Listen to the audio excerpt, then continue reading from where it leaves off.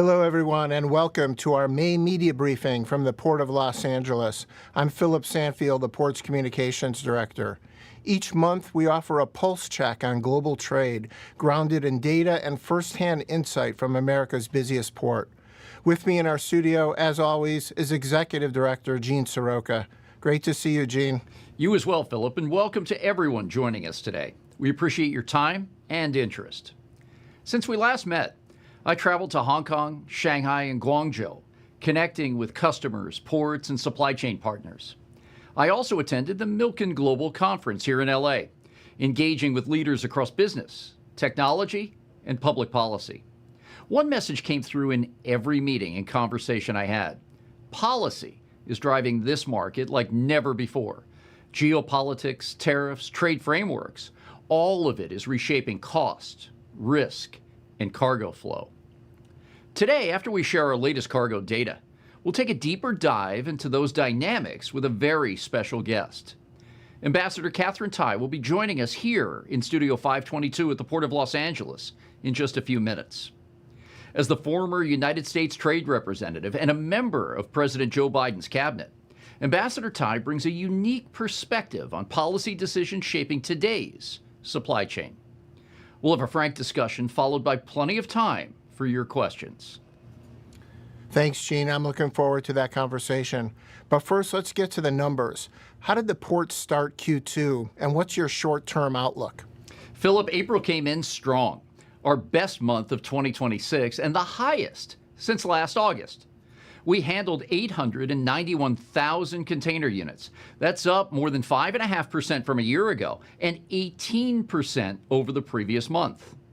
This ranks as our second best April on record. And what's driving this?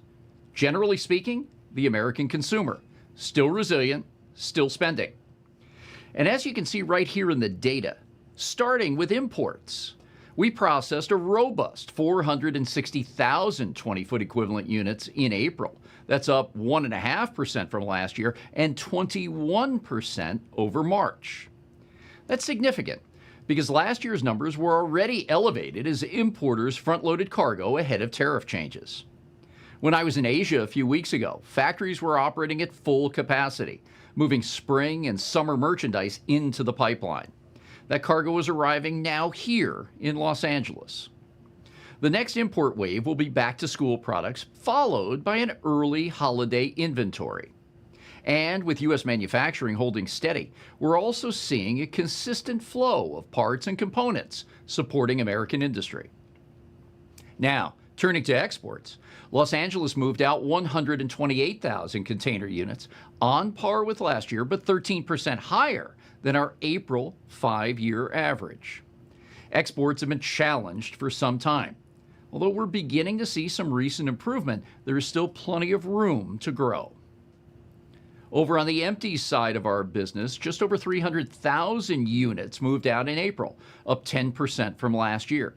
That equipment is being cycled back to Asia factories for export hubs for moving the next rotation of imports back here to the United States.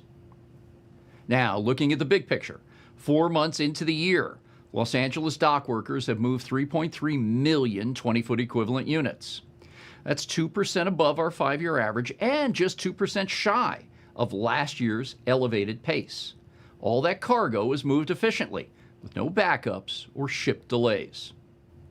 This kind of fluidity and consistency speaks to the strength of this port and the teamwork behind it. Our longshore workforce, terminal operators, trucking companies, and rail partners are keeping this gateway running at its best. The foundation matters because the world outside our gates remains unsettled. The conflict in the Middle East continues to cast a long shadow on global trade.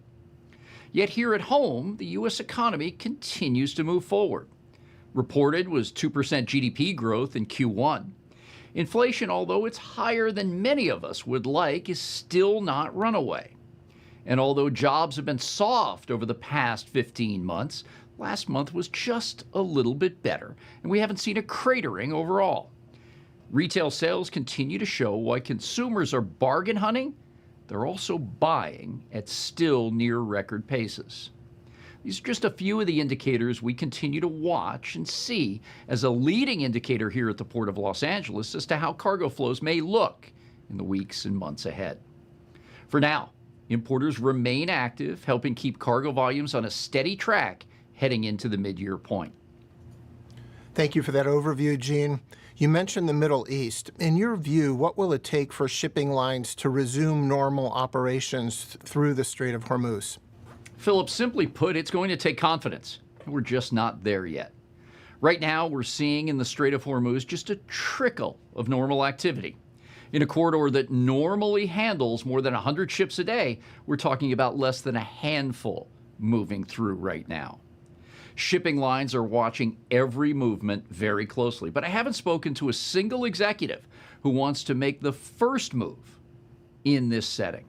The safety and security of ship crews is still the top priority, with 20,000 seafarers still inside the Arabian Gulf on their vessels. And until there's real assurance on that front of safety and security, companies are going to remain cautious.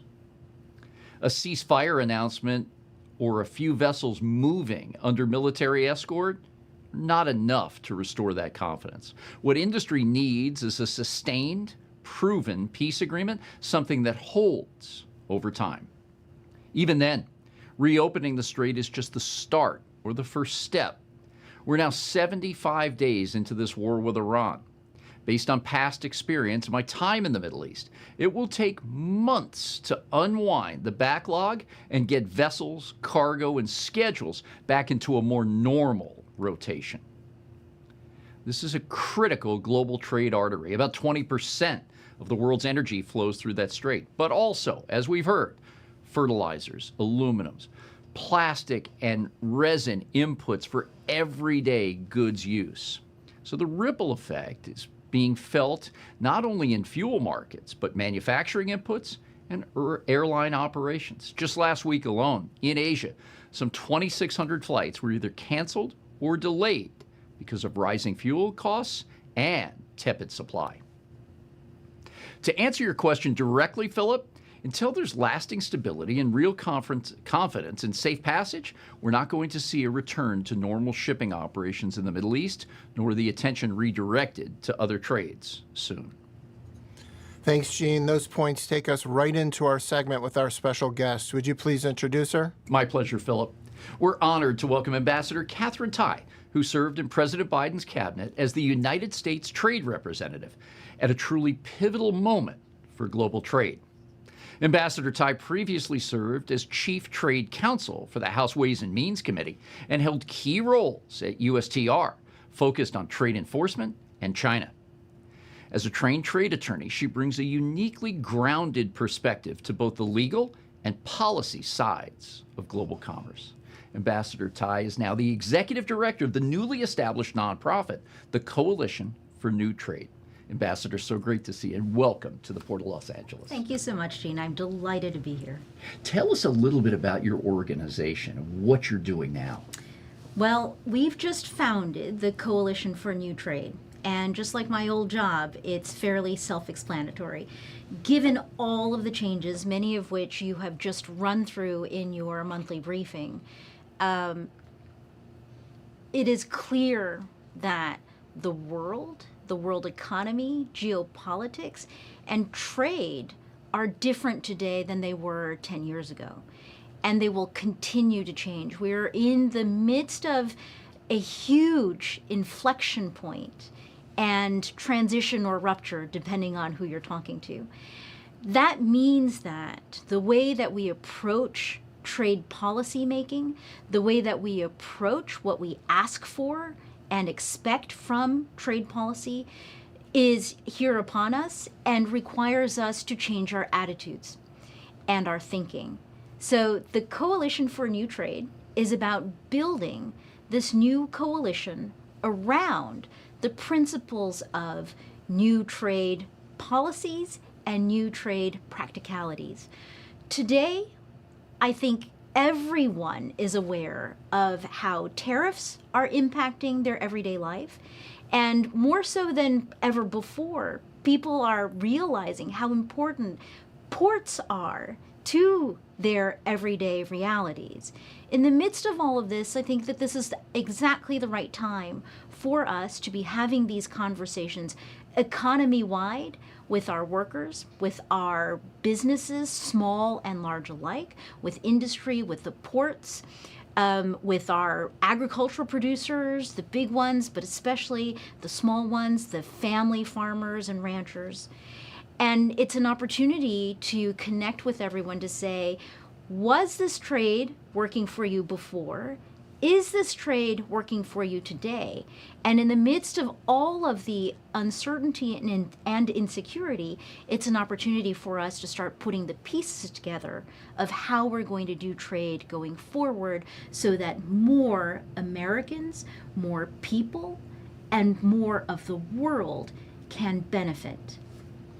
That's so important to us. And I got a glimpse into how hard that USTR job was, serving on one of your advisory committees and working across staff and conversations with you over time on just how so many countries around the world look to the United States for advice and guidance on trade, and then try to put policies in place that make sense for them and us both.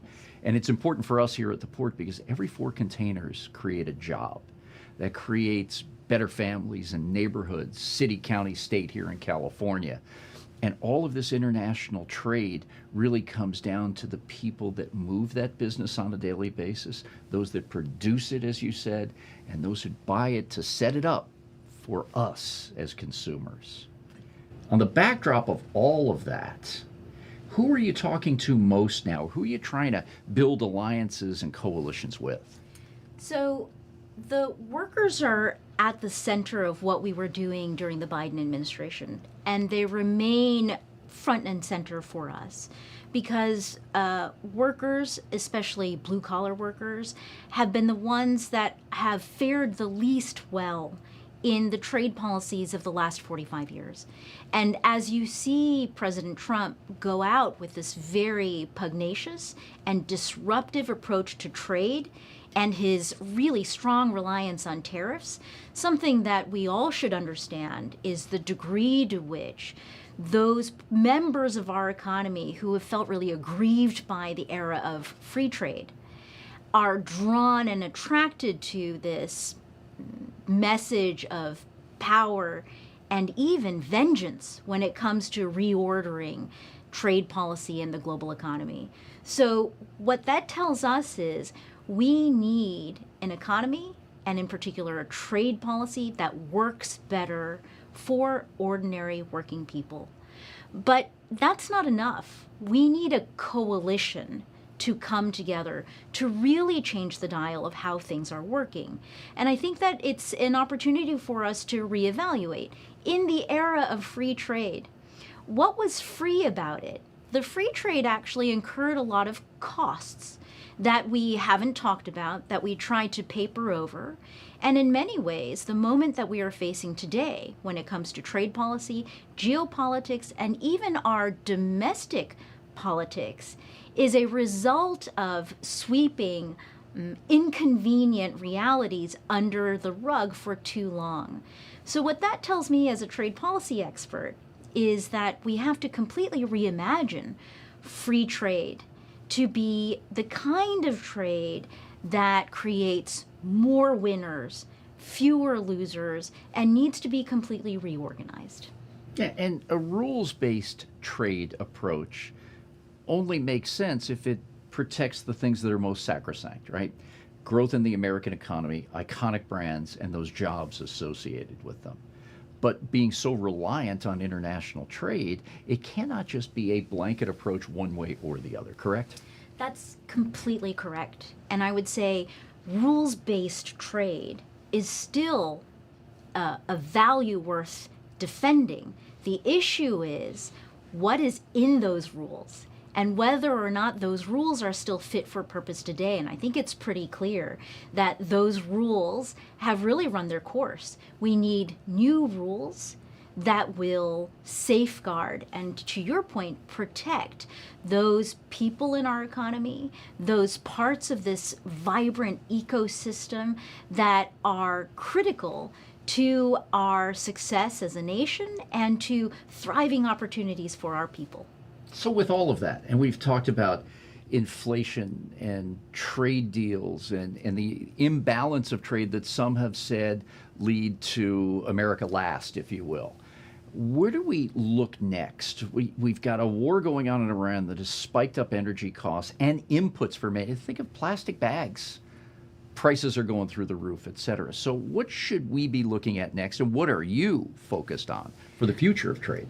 I think when I was listening to your briefing about the energy trade being affected by the Strait of Hormuz and the constriction and the dynamics around war and conflict, right? There's the energy, fertilizer, the plastics piece. If you think about it through the lens of agriculture, food security, there's the fertilizer as an input into production and harvesting of food. There's also the plastics that go into so much of the packaging of the distribution of food in our system and around the world. What I'm looking to next is everybody has assumed for a long time that prosperity would lead to peace. I think it's fair to say that today our world is less peaceful, even though in the macro it's extremely prosperous. What I'm focused on is what happens when you don't have the peace. And I think that the prospects for prosperity become much more dim. So there's the conflict in Iran and in the Middle East that is really critical. There's also the conversation that President Trump is about to have with President Xi on the state visit to China that is going to be really important. How the two largest economies in the world deal with each other, especially the world's largest producer and the world's largest consumer, is going to set the stage for what's possible for, and I don't think this is hyperbole, for everybody alive today. Yeah, couldn't agree with you more. And as we head into those meetings this week in Beijing, much of the shipping community and others who follow international trade are looking at the pending expiry of the temporary tariffs off the Supreme Court's decision on the IEEPA tariffs, the International Emergency Economic Powers Authority, and what that could mean next. So that uncertainty still lingers for the small business person who buys products from overseas and has to figure out, does it pencil or not? What do you see happening on that landscape with a couple of moving parts all at once? So the moment the IEEPA tariffs, which were laid down in early 2025, were declared illegal by the Supreme Court, that was at the end of February, the administration moved out very quickly. I think that they were disappointed. In the case of President Trump, extremely disappointed, but not surprised. And so the administration had a plan in place. They rolled out these tariffs under a different statutory authority, Section 122. These tariffs, on their face of the statutory authority, can last until, for 150 days until the end of July, unless reauthorized by Congress, which with this Congress, probably unlikely. Those have been declared illegal by a lower court just recently. And so what do we expect from that? We expect those court proceedings to continue. The administration has already appealed that court decision, and it will take some time to get through. In the meantime, I want people to be focused on what USTR and the Department of Commerce are doing. USTR in the middle of March, so less than 2 weeks after the Supreme Court decision on IEEPA, rolled out 76 new investigations under Section 301 of the Trade Act of 1974. Those 76 investigations are focused on 60 different trading partners of the United States, and I would say they are the 60 largest trading partners of the U.S. Those investigations have 6 months to run, but they don't need to run for the full 6 months. I would expect outcomes of those investigations to be announced in time for new potential tariff actions to be deployed as the 122 tariffs run their course. So what does this all mean for people in the trade and people who rely on imports and exports to power their economies? I think what this means is that there will be tariffs for the foreseeable future, but it's not entirely clear which tariffs directed at which countries at which rates. And so that's to say, tariff-rich environments will continue, and the uncertainty around how those tariffs are deployed will also continue. With the refunds that are now being rolled out under IEEPA, what occurs to me is the incredible amount of administrative and bureaucratic headache and the heyday for lawyers and consultants in the middle of all of this. It's a deeply disruptive time, but I think it's also a really good opportunity, even if it's uncomfortable and hard, for everyone that is directly involved in trade to develop their agility and their resilience. And we've talked a lot about that over the years, whether it was COVID standing back up to an economy that was just roaring, especially based on consumer buying patterns. And now all of this uncertainty that started with the campaign trail back in the summer of 2024, leading up till now, and more lever points that are going to be going forward. It's a lot, even for the most seasoned professional, to try to keep a steady hand on, there's a steady hand on the tiller when you've got all these different moving parts. Here at the Port of Los Angeles, we have over 200,000 companies that ship through this port on an annual basis. And you touched on it earlier, the American farmer has been really put into a spotlight that they may not have asked for. We only consume about 1/3 of all the crops that we harvest. The balance 2/3 go to renewable energy and to emerging markets. That's not happening. Soybean trade to China was down 90% last year and down 80% through this port. Do you think we'll start to see any more focus on the American farmer, on those crops that are so important, not only to the United States, but the world because they're high quality? I hope so. I would say, though, that the farmers really end up getting the short end of the stick during Trump times.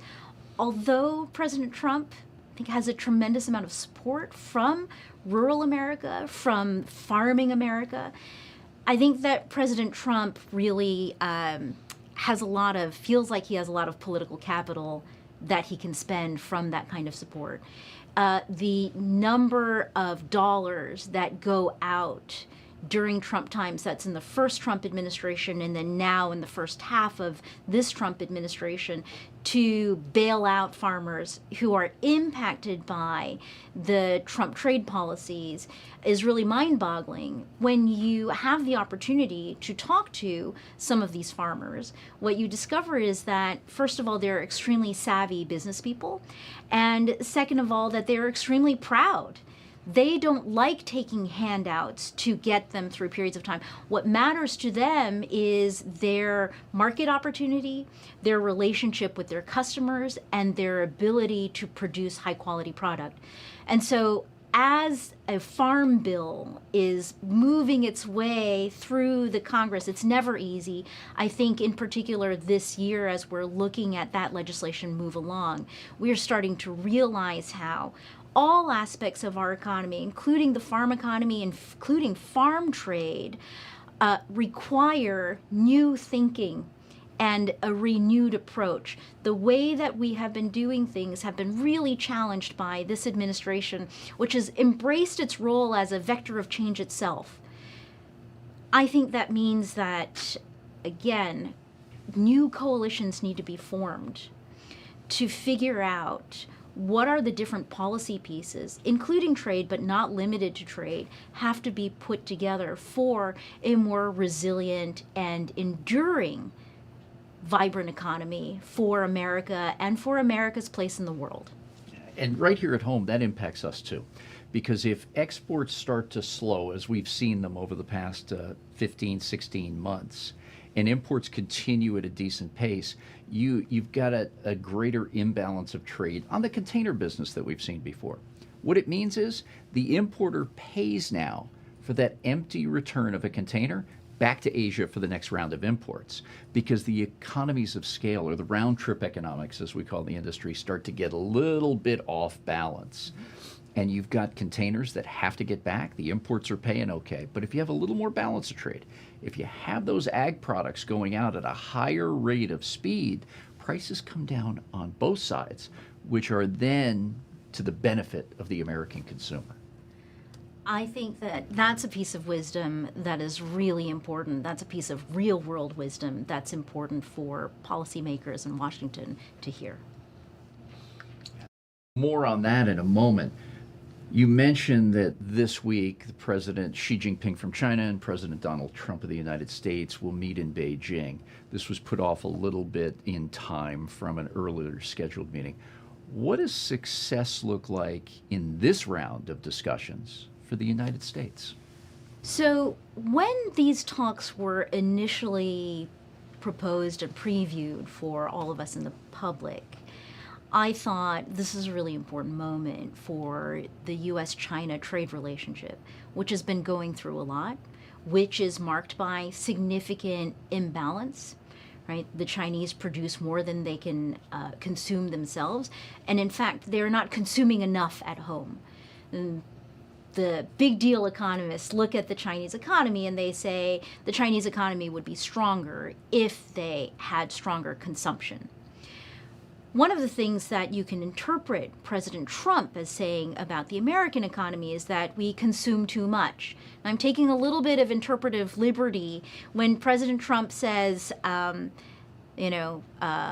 children in America have too many dolls and they could do with fewer dolls. I'm interpreting that to be a comment on the consumer economy, the power of the consumer economy in the United States. And maybe the United States could consume less on the macro level and start producing more.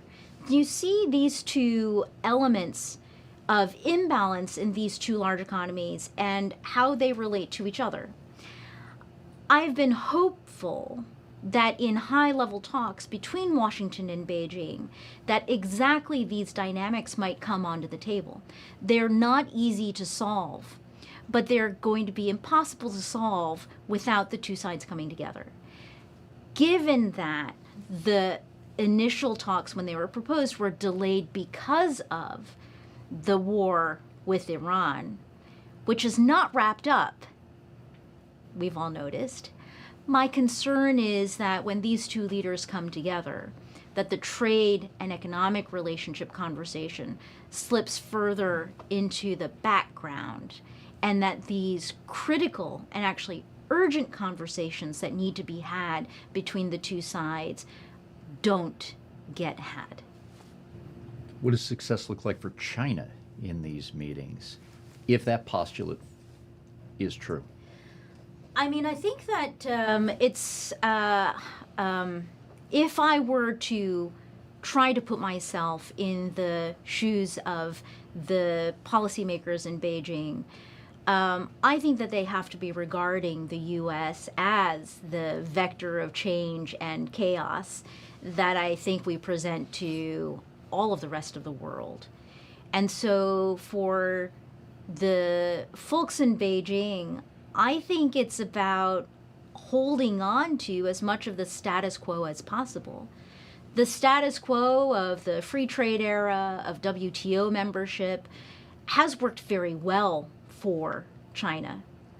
And so I see the Chinese as being defenders of a system that needs to change. And the longer that they can hold on to that status quo, the more successful they will be. We saw that last year in a couple of ways. When the U.S. tariffs, which were erratic at best and a real whipsaw effect to most of us, we saw that China really ramped up their exports to other trading partners, so much so that by the end of the year, exports from China to everywhere else around the world but the U.S. was up 21%. And trade with the United States, imports to the U.S., were down about 9%. So they're looking for other customers in different places and trying to make up that supply capacity that they have by selling to these other countries. At the same time, we now see that the exports from the U.S. have dwindled, the prices on imports have grown, coffee and bananas are up 10% year over year. We're not going to produce either.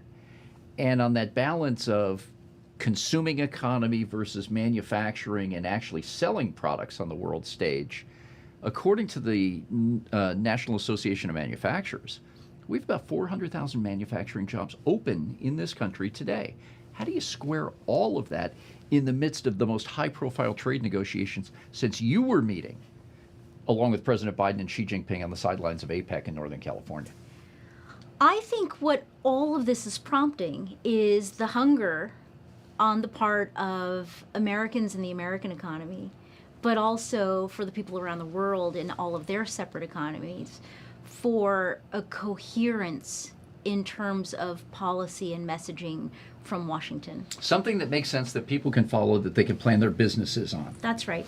Even if you don't agree, having that clarity in terms of vision and messaging and signaling allows for people to get with the program, because at the end of the day, everyone wants to make their economy work, whether that's their household economy, whether that's their company economy, whether that's their workforce economy.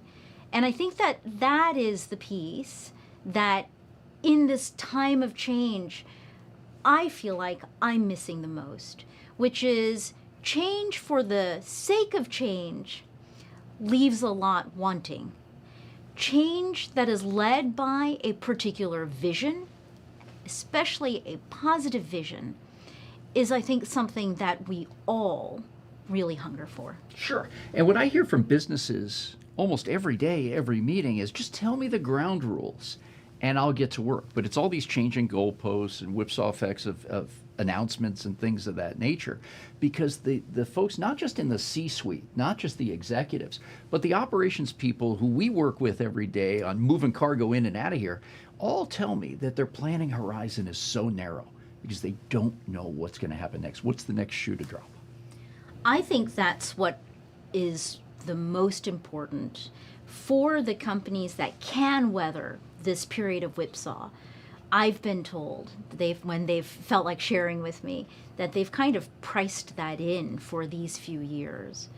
So the question for them is, what's going to come after? If they're going to be looking for guideposts and North Stars as they're hunkered down to survive these few years, what's the longer term vision? And I think that that's where conversations right now are most important for us to be planting seeds for. And I know that on so many levels, folks around the world look to the United States, look to the leadership in Washington to help navigate through tough times, no matter what they may be, right? Trade, policy, climate change, and getting along with each other, neighbors and borders that shift. But at this juncture, at least my witness is, when I travel overseas, folks do a double take and want to make sure that we're still the same people. We still want to trade. We still want to do business here at the Port of Los Angeles. Kind of a tough question, but when you were in the chair, you're creating trade opportunities, negotiating trade deals. Enforcement always comes up. We heard just last fall, China's going to buy a ton of soybeans from us. We're getting ready to go, and all my buddies in the Midwest are gearing up. We really haven't seen that. So what about the enforcement mechanism in trying to cobble together these trade deals to make sure that milestones are hit and commitments are lived up to? I think that the trade enforcement piece is so important. What does it matter whether you have rules if your system is rules-based, if you have no way to enforce them? Then the rules just become a fiction, right? At best, they develop a certain kind of code of behavior, but without enforcement mechanisms, there's no meaning to the rules. I think this is a great question, especially here where we're sitting at the Port of LA, because there's a lot of enforcement that has to happen at the border. There's a larger question also of the deals that this administration is striking, whether it is the Phase 1 agreement with China back from 2020, or a lot of these, what are they calling them, agreements on reciprocal trade that are being negotiated around these extra tariffs from 2025. There's a real question about their meaning and their durability, which go to their enforceability. I'll say the other thing, the traditional tool of enforcement at the state-to-state level, so beyond the inspection capacity and the ability to stop things at the border here at the ports and along the border, the big enforcement tool that countries wield has traditionally been tariffs. In an environment where tariffs are already so frequent, so volatile, the question is whether or not relying on that tool for enforcement still has meaning. If everybody's used to all these tariffs flying around, and you're threatening more tariffs because of lack of enforcement, I think that they just feel like more tariffs. And I think that we see that right now in the dynamics with the European Union. Yeah, and this is tough. Just if I can make an analogous statement, as a sales guy in this industry when I was a lot younger, I went out and signed a contract with an importer and exporter for 100 containers. I had to show my boss at the end of the year, we got those 100 containers. You don't hear a lot of that dialogue with all of this discussion around trade and tariffs and enforcement and making good and all that kind of thing. We're not having that report back, as we would call it, right? Yes. And saying, look, we made this deal, here's where we hit, we're at this mile marker, now we're going to the next level. Gene, I would say that the thing that distinguishes a trade policy performance from real trade policy is enforcement. Agreed. Ambassador, so good. We can go on for a long time, but I know that we have a bunch of questions from the media. Philip, back over to you. Thank you both. We have received some questions in advance, and if you'd like to ask one now, please use the Q&A box below and include your name and outlet. Ambassador, this first question is for you from Jeff Berman of Logistics Management. The U.S.-Mexico-Canada trade agreement will be reviewed on July 1st. At that point, all three countries must decide whether to extend the agreement. How do you see things playing out? So this is top of mind because July 1st is really coming up soon. I think we're maybe within the 50-day mark. What is supposed to happen on July 1? July 1 is the deadline for all three countries to come together to agree to extend the agreement. Something that we need to know about the USMCA is that it was authorized as a limited time agreement for only 16 years. As of July 1, 2026, at the 6-year anniversary, there's an opportunity to extend the agreement by another 16 years as of July 1, 2026. If the three countries fail to agree to extend, there's still another 10 years of the agreement before it expires. If there's no agreement on July 1, what happens?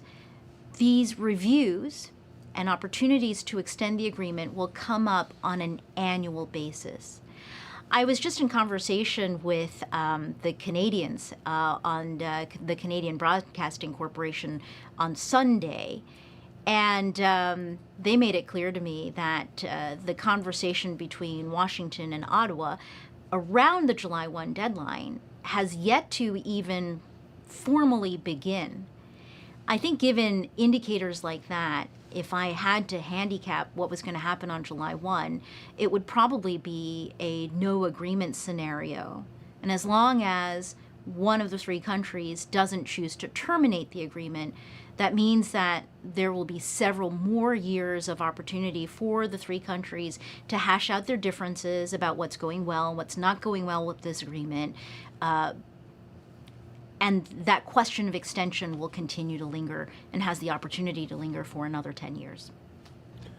Thank you, Ambassador. Gene, this question is for you. It's from Bill Mongaluzzo of the Journal of Commerce. The National Retail Federation's Global Port Tractor expects import volumes to peak in July and then decline into the fall. Are you forecasting a short, modest peak season as well? Thanks for joining as always, Bill. I think one thing we have to keep in mind as we start heading into what would be the summer months and traditional peak season is that the comps are going to be really skewed. You remember from last April with the announcement on tariffs against 80 plus countries and then ratcheting up the tariffs with China to 145%. That first week of May last year, we saw liftings from Asia, and specifically China, drop by 30%. Folks didn't know at that point whether it was going to be 2 hours, 2 days, or 2 months before another announcement would come out. They decided to wait. And then starting back half of June and into July, we saw the cargo pick up when policy was softened and tariff numbers came down as a percentage basis. And we saw folks get the ships back in line, scoop up all the product that had been manufactured, and ship it over.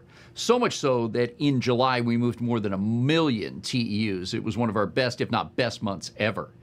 So comparing this summertime to last, I think you've got elevated numbers for a variety of reasons on the policy side that we saw, yet it's been really steady so far this year. Compared to the 5-year average, we're looking pretty good, that 2% uptick, compared to all the ups and downs we've witnessed over recent times.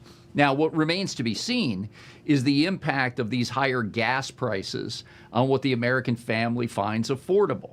I know they're bargain hunting now. We are. And what does it look like? Now, the gas on a national average has gone up $1.40 compared to a year ago, from low $3 range to about $4.50 per gallon. Here in Southern California, the gas prices, according to AAA, are at $6.15, and they're up by about 26% year on year. We're about to head into the peak driving season. School's going to get out. We've got the Memorial Day holiday long weekend. Families want to get out on the road. That same auto club said that 40 million of us will be traveling during the Memorial Day holiday, with the great majority, about 36 million, 37, traveling by car if we're going over 50 miles. So let's see exactly what this looks like. The inflationary pressures, the pressures on the family budget, combined with higher comps. I don't think we're going to really go into an abyss. I think the cargo flow right now looks good. My visit to those 3 big cities in China, I didn't see anyone canceling purchase orders, canceling orders at factories. It's just a matter of that narrow planning horizon, or that short planning horizon, and buying what you speculate the American consumer is going to be doing 90 to 120 days in advance of those cargo containers coming in here. But I don't have any data that suggests we're going to hit a rough spot. I think cargo remains steady, maybe a little bit off compared to that high number last year, and everybody's going to be watching these indicators at the family level of what the willingness to spend may be. Thanks, Bill. This next question is for Ambassador Tai. It's from Marina Lee of China Daily. Following up on your comments earlier today about the meeting coming up between the U.S. and China, what do you think is needed most? Lower tariffs, clearer rules, or more predictability? I think that what we need most, and I say we in the real collective sense because this relationship impacts everybody around the world, is some clarity around the principles that the United States wants to put out there and to enforce in the relationship with China. I think that clarity has been lacking in the last year and 3 or 4 months. What we have seen are a lot of fireworks. We've seen the temperature get dialed up and then back. I think that China and the United States have demonstrated to each other that each one has dominance in certain industrial production and trade areas that they can use to choke each other. In China's case, for example, around the rare earth minerals. In the U.S. case, for example, around advanced semiconductors. That only gets you so far. Once you have each other's attention, then you actually need to have an agenda and a plan in place for the short term, the medium term, and the long term for making this very important, complicated, and challenged trade relationship work. And I think that for this coming week, my eyes will be on the conversations and the meetings in Beijing, both what's on camera and what's reported from the closed-door sessions, to see whether or not this administration is able to make that kind of progress. Thank you, Ambassador. Gene, this question is for you from Stas Margaronis of the American Journal of Transportation. Hutchison Ports has reportedly now expanded its network to 7 terminals across 5 different ports in Mexico. Does China and Hutchison's expansion into Mexico impact Port of LA cargo volumes?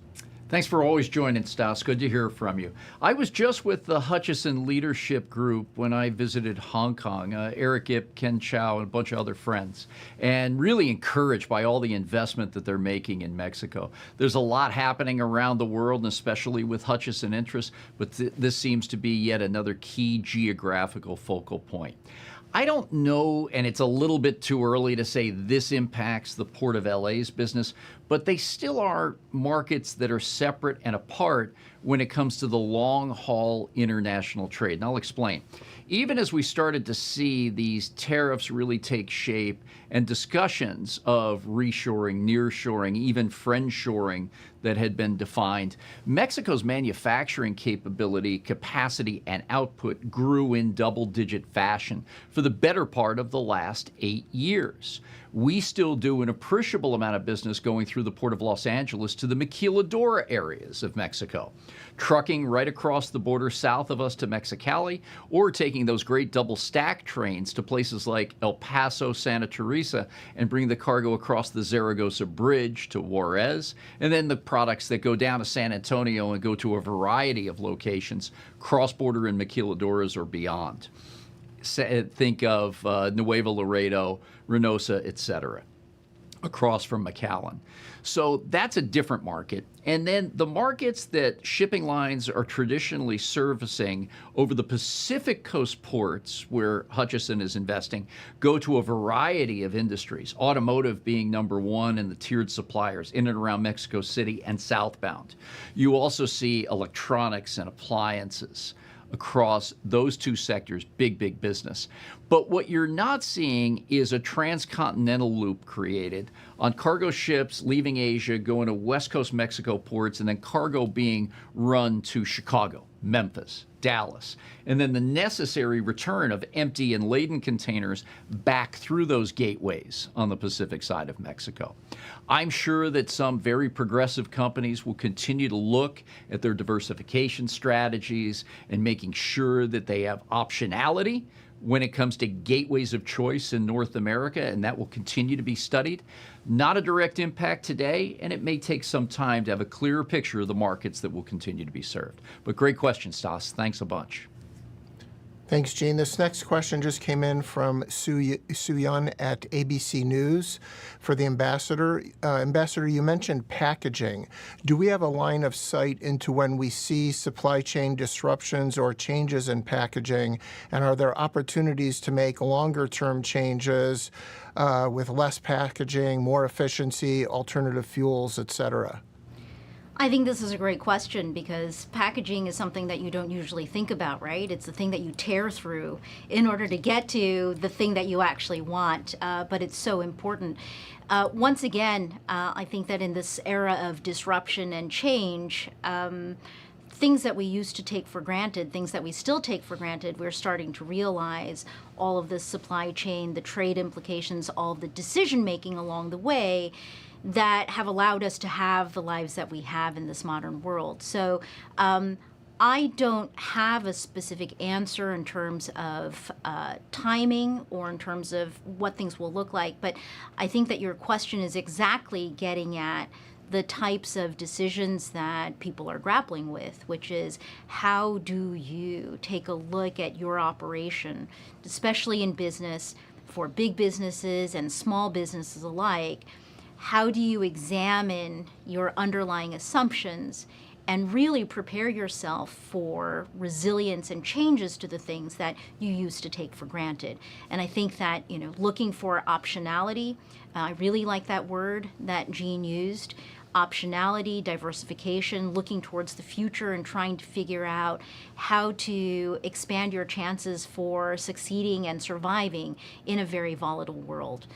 It is, I think, the difference between short term, I'm doing well now, and being able to navigate tough times to come out the other side to make longer-term decisions later. Great, The recyclable segment is our second largest export market here at the Port of Los Angeles, behind the agricultural segment. We're starting to hear more and more discussion about how we can strategically drive those recyclable products to areas where you can get that turn back into packaging, whether it be corrugated paperboard to the plastics and metal scraps. You remember the green fence policy of China, right? Which really tried to address all the dunnage that went into these. I think a lot of companies, both here at home and overseas in our trading nations' backyards, are taking a look at this to see what they can do to circumvent the rising cost and lack of supply right now. Very good. We're going to try to get two more questions in here. This is from Zane Hill of the Los Angeles Business Journal. It's both for the Ambassador and Gene. We've seen a manufacturing and import sourcing shift over the last decade to southeastern countries such as Vietnam and Thailand. How far do you see this going over the next decade? Ambassador, you first, please. I think that the reordering of the global order is going to continue, may very well continue in terms of the shift to Southeast Asia. For this administration, something that I'm tracking is the desire to focus on the Western Hemisphere, that's the Americas. So I wouldn't exclude the possibility that some of that shift out of China to Southeast Asia would also start to shift into Central and South America. And I think that when you look at some of the investment patterns from the big manufacturers in the world, including and maybe especially the Chinese manufacturers, you start to see that pattern already taking shape. Yeah, this one's interesting. Zane, it was good to see Alexa and you at the reception for the LA Business Journal the other night in downtown LA, and thanks for the question. On one of my more recent trips, I was in China. I think it was in Hebei province in November when President Xi Jinping announced the 15th five-year strategic plan for the country. And paraphrasing it only because I watched that news release in English, basically the president said that we're no longer going to be just known for exporting products, but also now will be known for exporting manufacturing expertise. Their investment in the Southeast Asian market in particular, East Africa and some other strategic locations, is real and happening. And while I met with a few of my friends from Vietnam on a recent trip as well, these folks are really savvy. They know exactly how much the landed cost of a product from China is going to be for an American importer, very generic. And they know the tariffs that are associated with China products, with their own products coming out of Vietnam. And while they may not match dollar for dollar, it's going to be really close. So that landed cost that used to be in favor of Vietnam because they were an emerging manufacturing sector no longer really holds that moniker. The second piece is that they're out there actively selling to American importers saying, look, we're just a little bit below China, maybe not much, but you're not going to see us in the news every day. You're going to have a little more stable effect with respect to policy, and you're not going to have that temperature dial going up and down on a regular basis. So these are a couple of things that we've been watching. Yes, real investment, real sourcing, and as we've covered here before, the Port of Los Angeles back in 2018, our business portfolio was 60% China. Today it's 40% and still softening. Below that, yet we've continued to grow. And that's the recognition by industry, buyers and sellers alike, that that migration continues to take place, and you don't want to miss the wave. Thank you. Thank you. We actually got another question, and so we're going to try to get both of these. Lorianne Larocco, this is for Gene. How are energy prices impacting truck and port stakeholders, and have any Jones Act waiver tankers arrived? Lorianne, thanks for the question. Appreciate you joining as always. Diesel prices are up here 50%. Most of the 1,200 companies that do trucking business in and out of the Port of Los Angeles are small businesses, and we define those as 5 rigs or less. This impact is real. It's happening every day. It's the two brothers. It's the husband-wife. It's the mom and dad that started these businesses that are running them day to day in many cases. And when you see a 50% increase in your variable cost on fuel, that's a direct impact. Now, some are trying to pass that cost on in the supply chain to the importer or the exporter, but they also have to compete with the big trucking firms who may be able to absorb a little bit more, a little bit longer on this price increase than the smaller companies can. So one way or another, there will be impacts. We've seen it in the price of airline tickets over the past 2.5 months go up because of the fuel component. Gas prices up 26% according to AAA as we've recounted. So all of this is going to hit the supply chain, maybe leading and lagging effects as always. There's never a straight line. And at some point, it's going to hit the American consumer more so than just at the gas tank. We've talked about also that 30% of California's crude imports come from the Middle East. Now, the refining companies, the big oil and energy companies are trying to find alternative supplies to that 30%. I don't know that anyone is thinking that we could make up the entire 30, but we're going to have to find more supply. Otherwise, that refined product, whether it's gasoline, diesel, et cetera, is going to be in pretty critical supply, and prices will continue to go up. Here at the Port of LA, we also supply about 2/3 of the jet fuel that goes to LAX. So far, reports are good on supply, although prices are increasing. Yet Europe relies on Middle East refined products for jet fuel to the tune of about 75% of all their inventory. And this is why in locations like Asia, where I just was, and in Europe, we're starting to see more cancellations of flights, more delays. Because if you don't hit a certain load factor, the cost of the fuel takes you into negative territory on that one trip. So this is going to be pretty tough too. But overall, prices continue to rise. Success of passing those costs on are limited in some cases based on your capability in the marketplace. And this continues to weigh on all of us in the supply chain. Thanks, Lorianne. Appreciate you joining. Thank you. And we'll take this last question for Gene from Stuart Churls of FreightWaves. While the proposed Union Pacific Norfolk Southern merger will give the port expanded reach into eastern markets, what's your view of similar expanded access for East Coast ports, which have spent years building their own direct connections for Asia imports? Thanks, Stuart. Appreciate you being here again. I think it's an opportunity for East Coast ports as well, and this is why. The mix of cargo that goes to the East and Gulf Coast ports looks different from us. About 98% of our business is trade with Asia. China, Japan, Korea, Taiwan, Vietnam being our top 5. In the East Coast look, you've got a higher component of European cargo that comes in and Latin America. There's cold storage interests in great ports like Philadelphia and some others.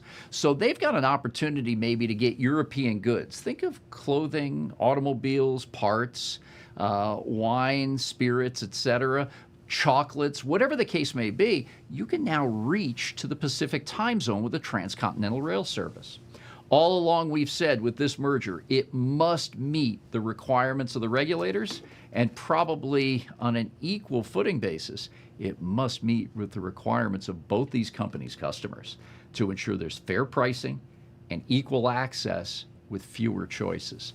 There's a long way to go here, but I'm really bullish on this merger because of the opportunities that it would create for the Port of Los Angeles, but know full well that the road ahead has those very important requirements that must be met.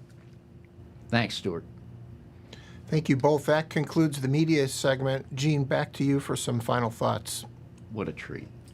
Having you here again in LA, coming down to the port. Ambassador, thank you so much. Learned a lot once again today being with you. Gene, a lot of the learning was on my side, so thank you for your partnership and your openness. Travel safe, and I know we'll be talking soon. Thank you.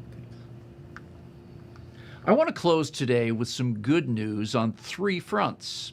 First, the Port of Los Angeles will receive a record $87 million from the U.S. Army Corps of Engineers for harbor maintenance, seismic resiliency, and navigational safety improvements. Let me tell you why this investment is especially meaningful. As the nation's busiest container port, Los Angeles has long collected about $300 million annually via the harbor maintenance tax. But historically, we've received only about $6 million a year. This money traditionally goes to in-water projects around the country at ports.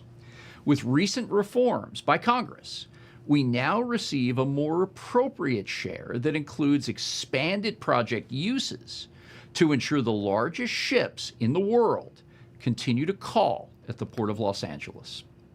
We're grateful to our federal legislators for making this happen. This funding will accelerate critical infrastructure upgrades that strengthen our port for the long term. The second highlight is on our cruise business, which continues to build momentum.